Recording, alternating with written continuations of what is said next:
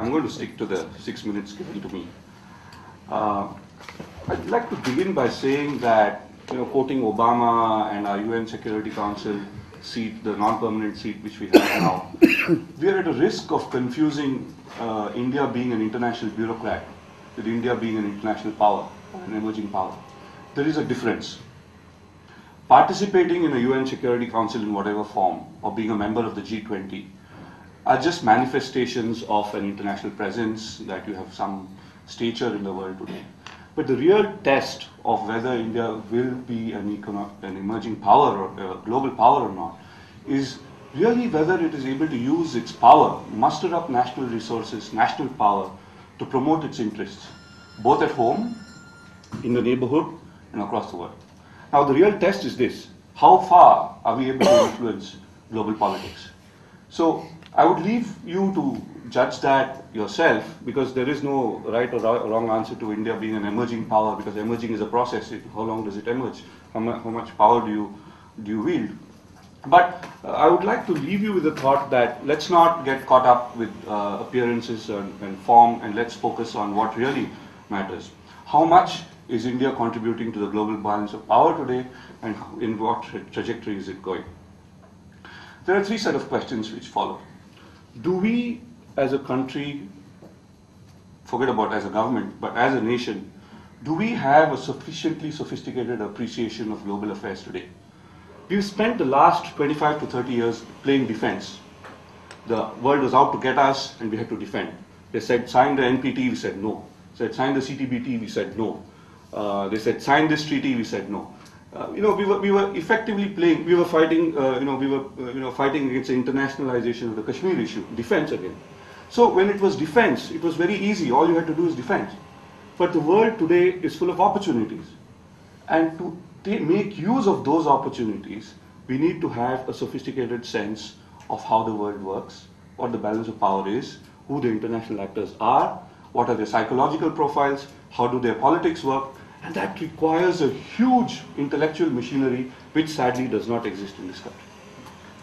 The second question is, do we have the capacity as a government to translate what little understanding we have of the world into policy?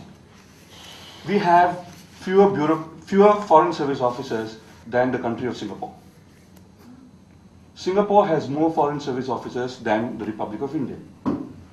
A joint secretary in the Ministry of Foreign Affairs handles as many as 12 to 15 subjects. A joint secretary, his counterpart in the Foreign Ministry of Australia, has 17 people who handle each of those issues. So as an individual human being, what kind of capacity would this person have to promote India's interests abroad?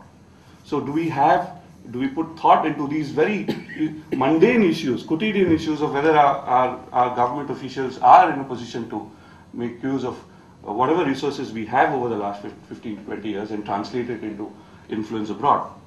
And third, do we have the kind of political and social machinery to translate the foreign to the domestic? I'll give you an example. China has spent about 30 years in a high growth path, and because of which a large number of people have been employed, their skills have gone up, the productivity has gone up, and because the productivity of labor has gone up, the real wages have gone up. They also have an issue of inflation because of some of the very same reasons we have, the structural issues. When people earn more, their consumption pattern changes, people eat more meat, higher number of proteins, this is expensive, and there are some structural reasons why inflation happens. They have that too. Third, the entire business, the entire competitiveness of China is built on producing things at the cheapest cost in the world. Now if wages increase, the cost of produce, which happens in China, also increases. So China can't afford to really allow wages to increase as much as they should. Now, China has caught in this spot, because if they were to play the old game of devaluing the yuan and making the product exports artificially cheap, the US is not going to let them play this game anymore. So China is caught in this trap. They can't allow wages to go up. This is an external understanding of the world. Are we translating this into the natural internal understanding of domestic policy? What would you do if you're the government of India when China is in this situation? What would you do?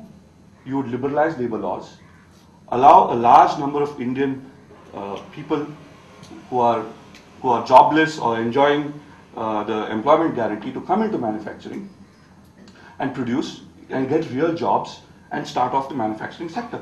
You would play around with the investment rules so that much of the hot money which is coming in as FII would translate into foreign direct investments in terms of industry, in terms of investments in capital goods, and convert that into real jobs and have a sustainable economy. You're not doing that. We do not have the sufficient understanding of what's happening in the world.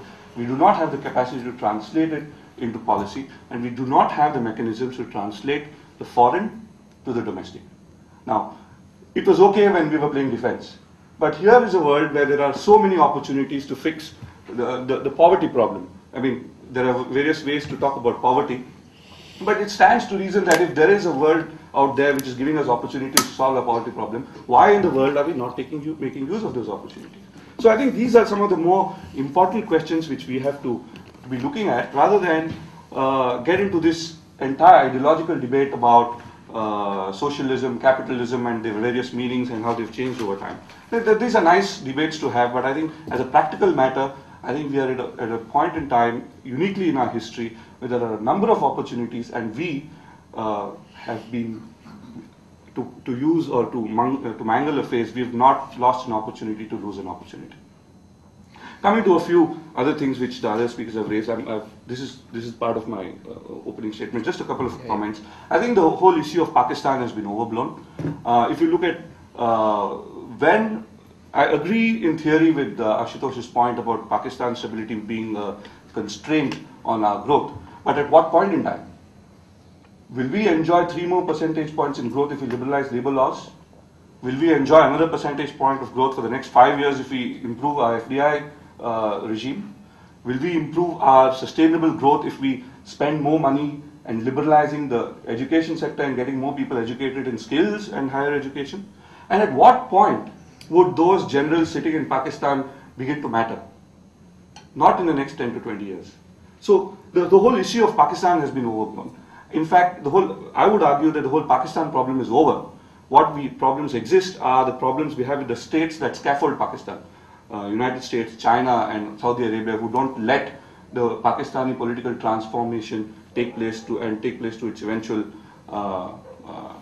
conclusion, and then let us manage the consequences, whatever they are.